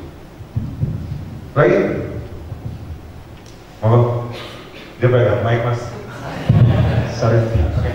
Yeah. Selamat sore, Pak Andri. I applied for GE when I was a college student as an intern. Sore ini saya punya pertanyaan Pak, buat Bapak. Mungkin mirip case study ya. Jadi, if you have an opportunity to meet your young version of yourself, what will you tell him? So now you can thank him for what he done. So maybe you can share to us. So maybe I can thank my future self. Saya ketemu sama versi budaya saya nih gitu. Betul. Ya. Terus saya bilang apa? Ya, kira-kira skill apa yang harus dipelajari atau hal apa yang harus dipelajari. So you will thank him for that kind of stuff. Yang pertama saya akan bilang udahlah, nggak usah sosokan terlalu dalam soal cinta-cintaan. Ada gunanya juga gitu. Ganti-ganti pacar nggak apa-apa, udahlah gitu. Entar begitu Anda udah waktunya akan menikah, ya menikah juga gitu sama. Soalnya dulu cinta mati gitu ya, gagal. No, that one is kidding. But I think I will tell them, if I can go back, first thing yang akan saya lakukan, I will try to see the world more dengan cara apapun. Saya beli buku sih mengenai dunia dan sebagainya, tetapi menurut saya masih terbatas. I love comics,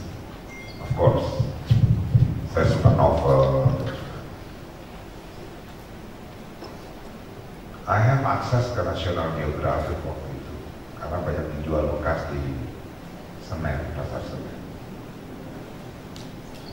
Kalau saya mundur lagi saya beli. Yang kedua, I think saya akan lebih banyak untuk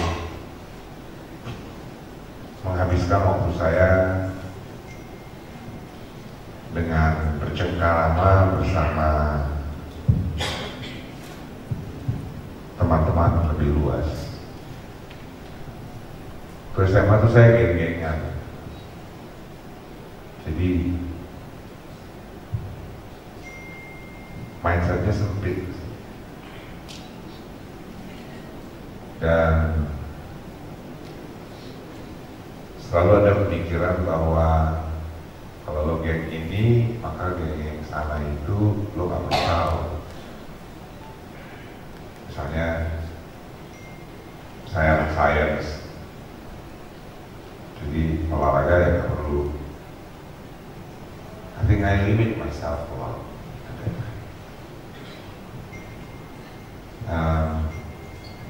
Yang ketiga mungkin saya akan mencoba untuk lebih banyak berani menampilkan apa yang saya karyakan. Dulu suka bikin catatan, bikin apa, tapi disimpenin sendiri karena malu, dan nggak ada medianya itu kan, nggak ada media sosial yang bisa diumpetin dan sebagainya. Padahal mungkin ada beberapa ide yang bisa membuat saya menjadi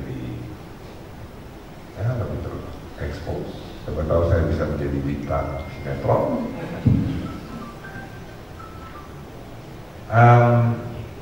Kalau speed, I think speed. I think I waste a lot of time untuk hal yang nggak perlu. We need fun, tapi banyak hal yang nggak perlu. Ngelamun-ngelamun gak jelas gitu, nonton-nonton TV yang gak jelas. Which is saya bilang bukan gak boleh, tetapi I don't know, if I calculate, there are a lot of things yang harusnya bisa dilakukan, gak dilakukan. Kemudian Anda bisa lakukan evaluasi terhadap diri Anda sendiri kalau menurut saya. Gak usah terlalu ideal-ideal banget juga sih, yang standar-standar aja lah. Do I spend more time for unvaluable things? Yang terakhir saya olahraga. I do sport but I don't really do it, apa ya istilah bahasa Inggrisnya, religiously. Jadi rutin benar-benar percaya bahwa sport is important. Anda akan merasakannya when you are getting older. Ya, tabungannya sekarang. If you have routine sport, dan routine sport itu simpel banget. You just need 20 minutes of your time per day, 5 days a week to do the cardio. That's it. Mau ada mau namanya apalah gitu ya, yoga kayak apa, 20 menit cardio sport 5 times a week. That's it. It's not difficult. It will help your stamina. Dan terakhir, saya tidak akan sentuh rokok. Sayangnya saya sentuh rokok dan susah bener berhentinya. Dan sekarang banyak generasi muda yang Anda udah nggak merokok ya, sekarang nggak perlu lagi. Goes saja goes. Lebih sehat, lebih biasa. Ada lagi? Nih, yang wanita nggak boleh tanya ya? Oke, di sini belakang. Ya, terima kasih Pak Andri. Pertama-tama saya hari ini senang sekali bisa ketemu Bapak setelah pertama kali saya ketemu Bapak 2013 di Surabaya Pak waktu itu. Yang ingin saya tanyakan adalah kaitannya dengan self-confidence. Tadi Bapak mengatakan bahwa sebagai anak muda supaya bisa bermain sebagai pemain global kita harus punya self-confidence. Tapi ada juga yang bilang bahwa anak-anak sekarang ini terlalu overvalue themselves. Mungkin yang baru-baru ini contohnya kasus yang 8 juta, mungkin Bapak ngikutin di Twitter. Sebenarnya bagaimana sih Pak supaya kita tahu batasan antara kita harus punya self confidence yang baik tetapi tidak overvalue ourselves. Itu aja sih Pak. Terima kasih. Good question. Buat saya gini, self confidence itu adalah mindset untuk mempelajari sesuatu. That's my definition. Jika Anda berada pada posisi you wanna show off and then you are arrogant. Period. Ketika mindsetnya adalah pengen belajar, itu adalah self confidence. Saya dulu nggak berani megang mic depan umum, ini nggak berani. Lalu kenapa? Karena buat saya self confidence itu dulu definisinya adalah apa yang saya pengen orang lain lihat saya. How do I look in front of others? Saya nguasain materi apa enggak? Baju saya bagus apa enggak? Buat pakai ketutupan apa enggak? Gitu-gitu. Appearance, showing off. That's the definition of self confidence yang saya punya. Gak pernah punya itu self confidence. Bukunya salah soalnya. Tapi ketika kemudian saya ganti mindsetnya menjadi this is my learning process. Saya pegang mic ini untuk pertama kali. Ngomong salah gitu, tapi kita tetap mau gue salah aja di sini, ini jeleknya di sini. Even until now, I do that. Dan ketika Anda punya jam terbang, you will get self confidence. Tapi mindsetnya adalah untuk belajar. Ketika mindsetnya adalah you want to show off, pengen nampil, memperlihatkan, ini gue seharusnya segini. You are going too far, man. That's arrogance. Dan I think you can feel it dengan mudah itu. Saya nggak peduli dengan masalah gaji itu. Kalau misalnya Anda bisa dapat gaji 40 juta begitu lulus SMA, kenapa enggak? If you can do work as good as expected. Saya menganut Ricardo Semler. Ricardo Semler itu seorang pengusaha di Brazil. Dia bikin perusahaan namanya Senco. Di Senco ini semua orang berhak menentukan gajinya sendiri dan menentukan jam kerjanya sendiri. Yang jelas end resultnya harus bisa dicapai secara bersama-sama. Mereka bermusyawarah sendiri satu grup with the leaders yang mereka punya. Di tempat saya ada orang yang kerjaannya cuma baca koran tiap hari, Mas. Dia adalah engineering untuk deep sea equipment, GE Oil and Gas. Jadi kalau ada retak di pipa bawah laut sana, dia akan nyemplung ke dalam, and he's the man that can fix it. Berapa sering dibawakan retak, karena sering. Gajinya lebih mahal dari saya. Kerjaan tiap hari baca koran. Koran, apa kabar? Ngapain ngopi yuk? Gak kerja. Tapi begitu ada retak, he is the man. So I think you are being paid by whatever that you can produce. But if you ask, that's a different story. If you ask something not based on what you can produce, but because you think show off gue nih, exposure gue nih segini, then you go to the area of arrogance. Saya mungkin pernah cerita bagaimana saya dipilih jadi CEO ya. Waktu itu tahun lalu barangkali ya Pak. Itu saya nggak ngelamar. Saya dipilih. Saya memang nggak pengen punya niat juga pengen jadi CEO GE Indonesia. Saya waktu itu adalah direktur untuk penjualan pembangkit listrik wilayah ASEAN. Sekarang lagi di Vietnam. Lagi jualan. Tiba-tiba ditelepon dari Jakarta. Nggak boleh pulang bareng dengan ada bos lagi di Vietnam, orang nomor 2 paling tinggi di GE, jadi itu jabatannya tinggi banget. Pulang besok bareng dia, karena dia minta ada kamu pulang bareng dia besok, naik private jet.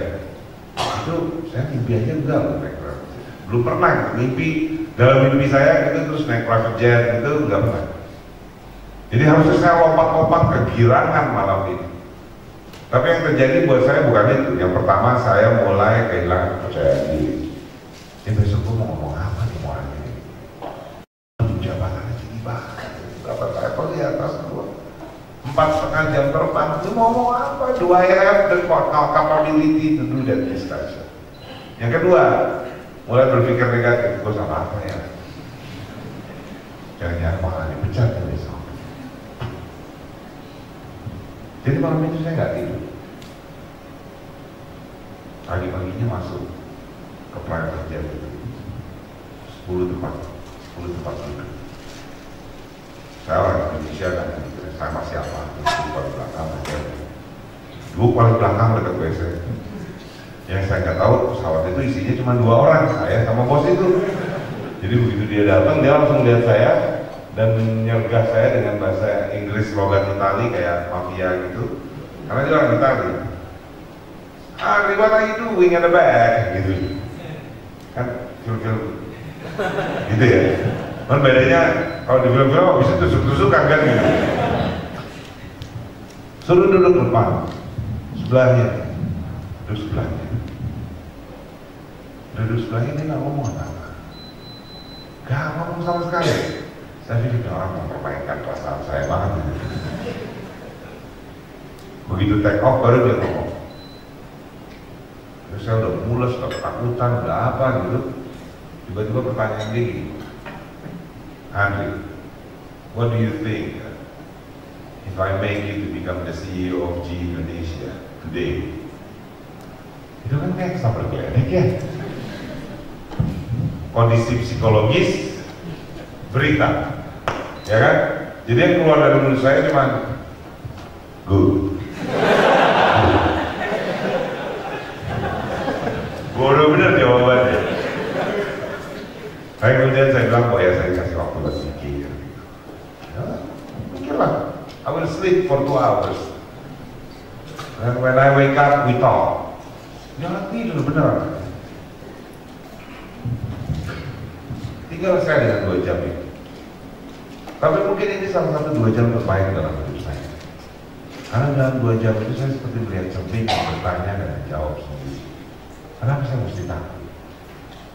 Kenapa saya mesti merasa tidak percaya diri? Ini orang minta pekerjaan, saya melakukan pekerjaan. Yang harusnya saya lebih jago dibandingkan dengan dia. Kayak di Indonesia saya kok. Dia nggak pernah ke Indonesia. Nggak ngerti gimana berurusan dengan PLN, gimana kalau PLN ngambek, oh saya mati itu. So, why should I afraid? Ternyata teman-teman yang saya sadari adalah we as a human seringkali secara sadar ataupun tidak sadar kita membuat batas di sekeliling kita. Kita membuat tembok di sekeliling kita. Daerah di belakang tembok ini adalah daerah yang kita nyaman betul. I'm good here. Daerah di luar tembok, mikir aja nggak mau kita. Karena kita nggak punya teman di situ, nggak punya cantolan, nggak punya knowledge, nggak punya macam-macam di situ. So you never want to think about that area.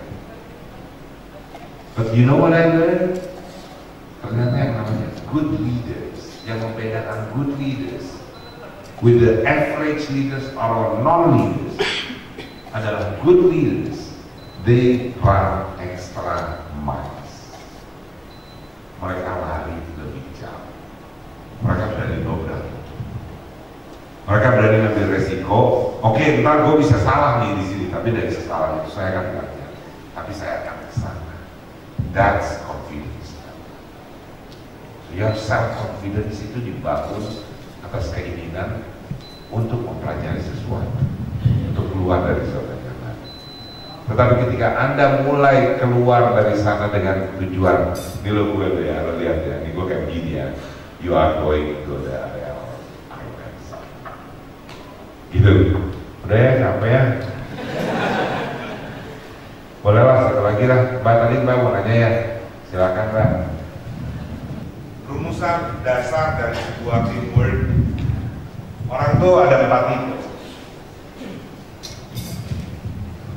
Dan saya selalu menggunakan ini sebagai standar. Gimana mau 100%? Videonya aja kurang nyala.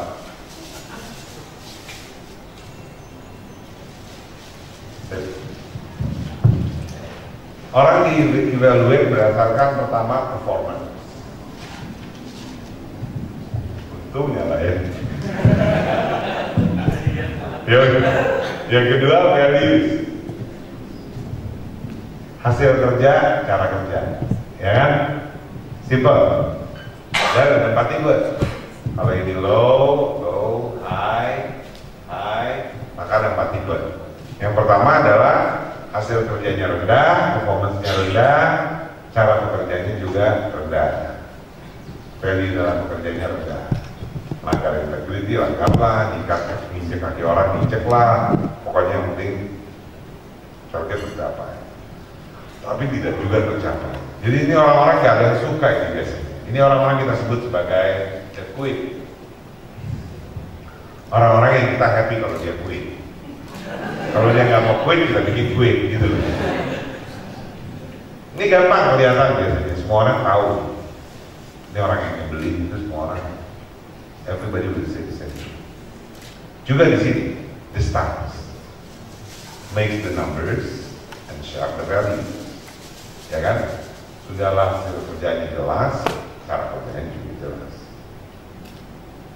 Itu keukur kok biasanya. Kalau Anda punya 10 tim, 10 orang yang bekerja dengan Anda, 7 bilang Anda jelek, nyebelin dan sebagainya, Anda nyebelin pasti. Something wrong with it. Tapi kalau 4 bilang, dia kurang ini, tapi yang 6 bilang, gue termotivasi kerja sama lu, you are not good, you are not bad. You just how to deal dengan 4 orang itu tadi.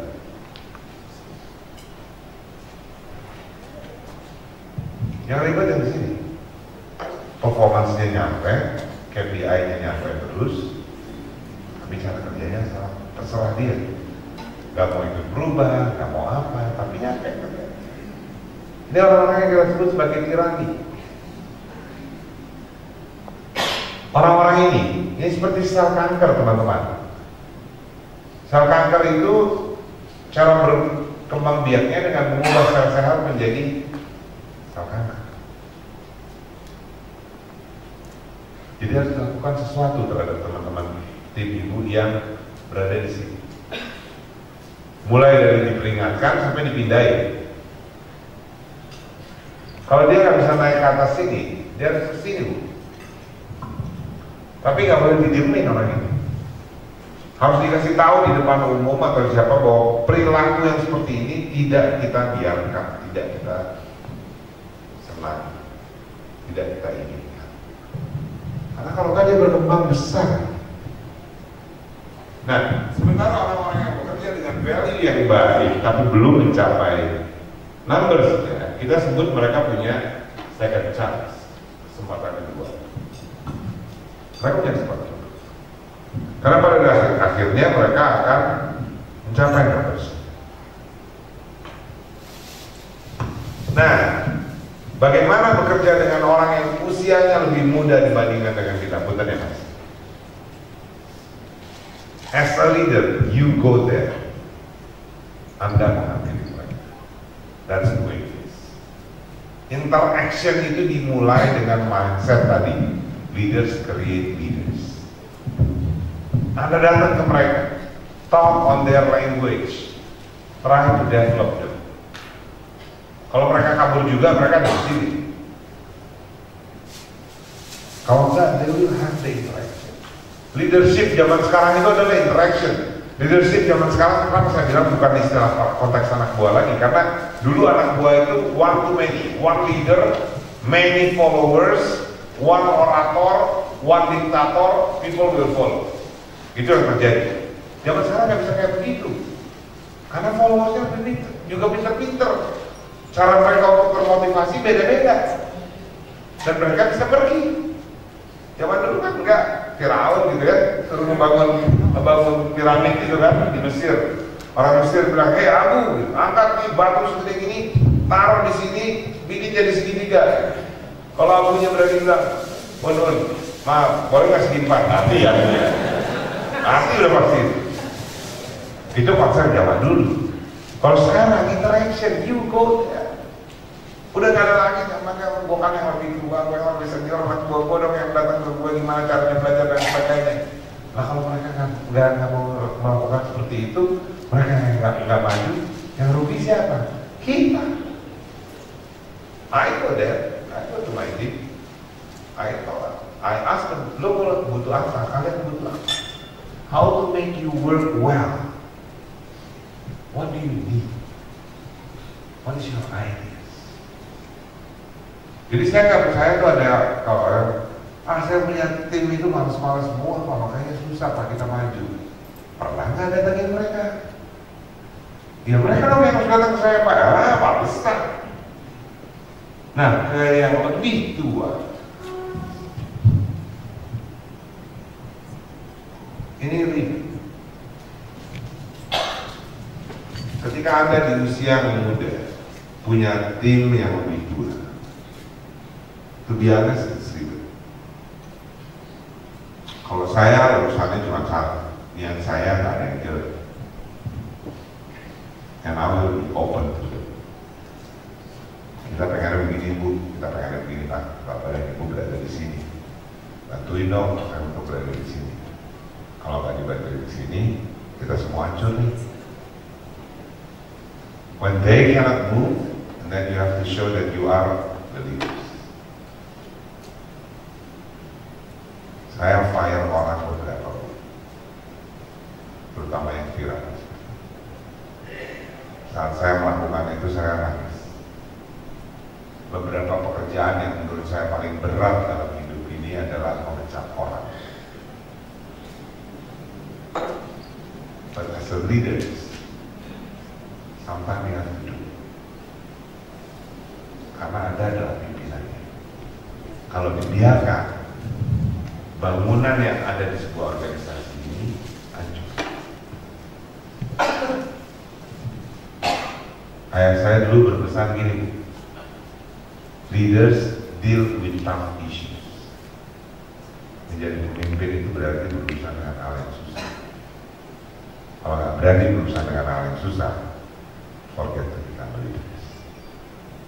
Buat saya salah satu hal yang paling susah adalah berhadapan dengan orang yang berada di level tirani dan harus mengambil tindakan. So you have to talk openly, tell the world is changing, tell kita butuh bantuan seperti ini, kita pengen belajar dan sebagainya. Pengalaman saya 7 dari 10 itu bisa berubah, ngikutin yang kita ini. Ketika kita bicara, 3 itu ibu harus siap perang. So sometimes we have to fight with those 3 people. As a leader, you can satisfy everybody. Itu kan ada rules-nya. Nggak bisa you can satisfy everybody. And there is always a trade-off dari semua yang Anda lakukan. Ada akibat dan konsekuensinya. Itu aja baik-baik. Dan selama niatnya dengan baik, itu menurut saya sih ada dapatnya dengan baik. So I think that's all that I have, teman-teman. Izinkan saya kembali mengingatkan kepada Anda bahwa Indonesia need people yang tangannya di atas, bukan di bawah. Bukan orang yang mengatakan kasih saya ini baru saya akan bisa jadi begini. No, tangan Anda di atas. Gue bisa ini, gue akan develop lu. That's all. Mudah-mudahan. Terima kasih. Assalamualaikum.